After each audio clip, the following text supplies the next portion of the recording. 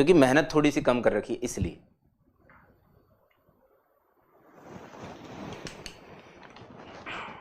The area of the quadrilateral formed by the tangents and normals at the extremities of the latus rectum। अच्छा, इसका तो बनाया था हमने पिछले कुछ पहले दो एक सेशन पहले, एक बहुत बढ़िया सुंदर सा फोटो। इसका फोटो बनाने में टाइम लगेगा, इसलिए मैं पहले शुरू कर देता हूँ, आप लोग करिए।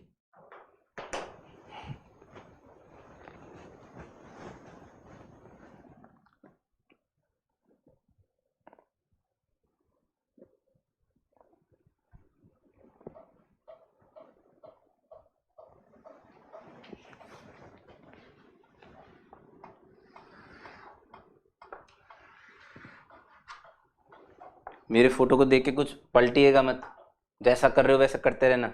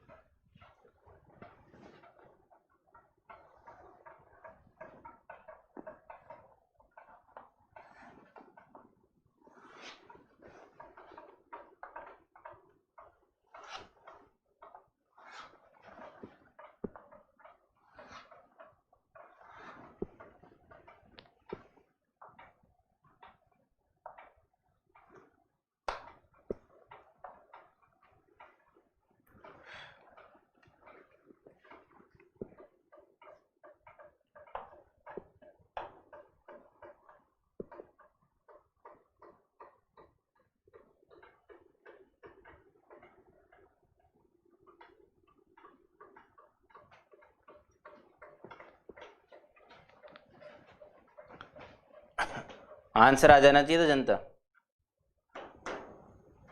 आंसर आ जाना चाहिए था। इसमें सिर्फ इतनी सी चीज है, इसमें सिर्फ इतनी सी चीज है, ये बोल रहा है कि भाई साहब जो फोकल कॉर्ड लिया लेटस रेक्टम, उनकी एक्सट्रीमिटीज पे टेंजेंट और नॉर्मल बनाए जाएं। तो ये लेटस रेक्टम हो गया हमारा, मान लो L1 L2 है ना। जो पता होना चाहिए था हमें कि इनके लेटेस्ट रेक्टम की एक्सट्रीमिटीज पे जो टेंजेंट और नॉर्मल बनाया जाए वो एक स्क्वायर कंस्ट्रक्ट करता है। क्या कंस्ट्रक्ट करता है? स्क्वायर कंस्ट्रक्ट करता है, ठीक है।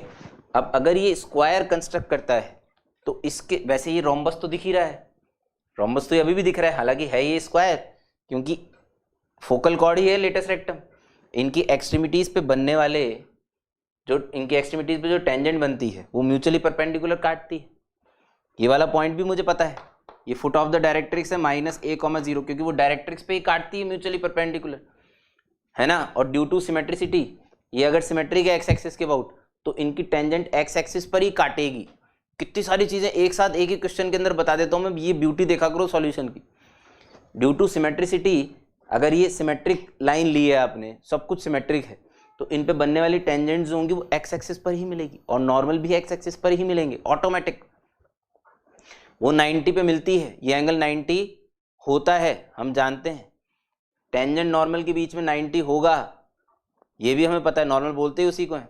ये तीन एंगल 90 हो गए तो इसे भी 90 होना पड़ा। तो ये जो रोम्बस जैसा आपको दिख रहा था ड्यू टू सिमेट्रिसिटी, वो एक स्क्वायर में तब्दील हो गया। किस में तब्दील हो गया? स्क्वायर में। अगर ये L1 L2 फोरे हैं तो इसको मान लो ए तो वर्टेक्स को मानते हैं, है ना, इसको मान लो T, इसे मान लो G। ये जो है ना TG है ना, ये भी 4A होगा। अबे डायमीटर तो डायगोनल तो बराबर होते हैं स्क्वायर के, और एरिया कितना होता है 1/4 डायगोनल स्क्वायर, यानी कि 4A का स्क्वायर, यानी कि 16A स्क्वायर, यानी कि 4A स्क्वायर। बस A की वैल्यू बता दो भाई साहब, किसकी वैल्यू बता दो? A की वैल्यू। अब A की वैल्यू कैसे आएगी? A की वैल्यू कैसे आएगी?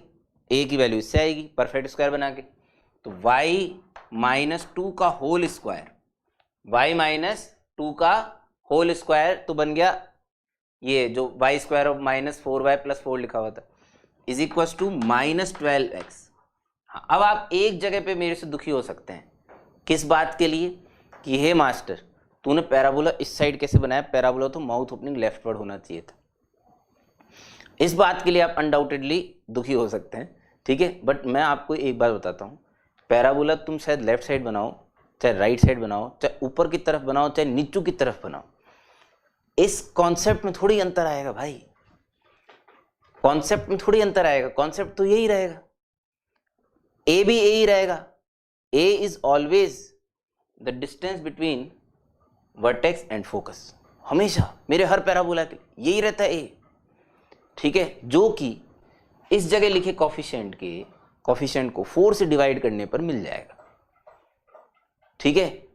हम ए हमेशा पॉजिटिव मान के चलते हैं, ठीक है, हम मान के चलते हैं, हालांकि ए को आप लेफ्ट साइड में जब हो रहा हो तो आप ए को नेगेटिव भी ले सकते हो, उससे कोई फर्क नहीं पड़ता इतना। इस जगह पे ए की वैल्यू 3 है, तभी तो 12 बना, यहां रख दिया 36 आंसर आ गया, ऑप्शन देख लिया 36 है नहीं है, ए में ऑप्शन है, बात खत्म। इतनी मेहनत करने के बाद हमने किया, आंसर में ऑप्शन मिल गया, 100% करेक्ट है, बाकी सब तो सही था ही।